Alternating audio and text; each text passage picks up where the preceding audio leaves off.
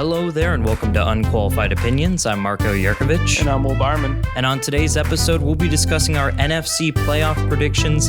Last week, we did our AFC Playoff Predictions, so check that one out in the description down below. But before we begin, don't forget to like this video, subscribe to the channel, and leave your own unqualified opinions in the comment section down below. All right, Will, let's get started. Who do you have at number 7? I'm going to take the Chicago Bears. I think they barely sneak in there into that 7th spot. They made the playoffs last year. They have a great defense, and I think regardless of Dalton or Fields, they should be a little bit better at quarterback. And I think the offense has picked up some key pieces, kept Allen Robinson in general, so I think they'll keep that playoff spot this year. Nice pun there, barely sneaking in. At 7, I'll have the Arizona Cardinals. I think another year of development under Cliff Kingsbury for Kyler Murray will be essential. DeAndre Hopkins is a top 5 wide receiver, and this defensive unit has only continued to get better. Number 6? I'm going to take the Seahawks. They've definitely regressed. Russell Wilson's still one of the best quarterbacks in the NFL. It's just hard for me to count them out of the playoffs this year. Absolutely. At number 6, I have a bit of a surprise team. I have the Saints. I know missing out on, obviously, Drew Brees retiring, right? That's a huge deal. And Jameis Winston is way worse of a quarterback than Drew Brees. However, the defense is better, and the weapons are all still there, assuming that Michael Thomas can be healthy, although he missed most of last year. So any bit of Michael Thomas this season is an improvement for the wide receiving core. I think this is a bit of a gamble, probably my most gutsy pick, but I have the Saints at number 6. You're number 5? I got the Cardinals at 5. I think they're just going to be a tad ahead of the Seahawks. It's probably just going to come down to whoever wins that head-to-head matchup there. But for the same reasons you said, Kyler Murray should be a lot better, and I think they're just going to keep progressing and seeing a lot of internal growth. So at number 5, I have another team that might be slightly surprising to some people. I have the San Francisco 49ers. I know they have a great roster, obviously the best fullback, one of the best tight ends, a great offensive line, best left tackle, and a great defensive unit. But the question mark is at quarterback. And whether it's Trey Lance or Jimmy Garoppolo, I don't think it totally matters because this offensive scheme is totally built on the run game. Kyle Shanahan uses short passes, intermediate passes, down the field, stretching the field out is not the way the 49ers play. So I don't necessarily think, unless one of these two quarterbacks is playing poorly, I don't think that has a lot to do with the outcome for this team in their games. So I have San Francisco at number 5. Will, who do you have at 4? So now that we're actually into our conference winners, I have no choice but to put the Washington football team in that 4th spot. The NFC East is most likely going to be pretty atrocious here unless the Cowboys, they're the team I think could take a big step. I'm betting they don't. I think Washington is going to have improved quarterback play from Ryan Fitzpatrick, the Magic Man. And I think their defense is still going to be good enough to carry them into a playoff spot. I completely agree with you. I also have the Washington football team at number 4 for most of the same reasons you do.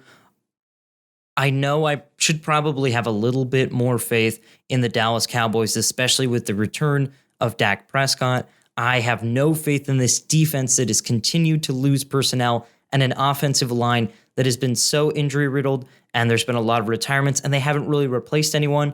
Zeke Elliott's not getting any younger. Really, the only positives for this team is the return of Dak Prescott and that wide receiving core, and that's not enough for me to put them over the Washington football team, who we both have at number 4. Your number 3, Will. My number 3 is going to be the Los Angeles Rams because of my guy Matthew Stafford. I think the Rams have been a pretty competitive team the last couple of years with Jared Goff, and I think Stafford just gives them such a great increase in quarterback talent. I think he takes them over the top, and I think they can win the division with him at the helm. Absolutely. I also have the Los Angeles Rams at number 3. As you mentioned, Matthew Stafford is a huge addition to this team. They also added Sony Michel to help out with an injured running back core.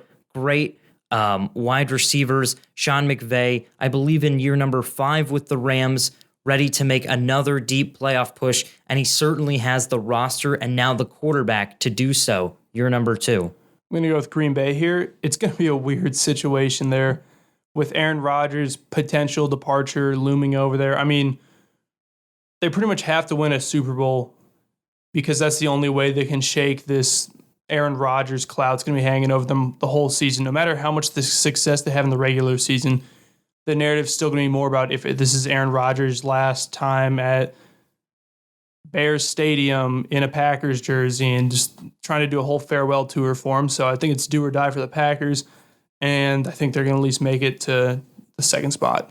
So I'm going to go opposite of you on this one. I'm going to have at my number 2 seed, I'm going to have the Tampa Bay Buccaneers with a slight Super Bowl hangover, the potential slight decline of Tom Brady, and overall a roster that could have a lot of complacency. And we know that Bruce Arians is one of the loosest, not to say the least organized, but one of the loosest head football coaches.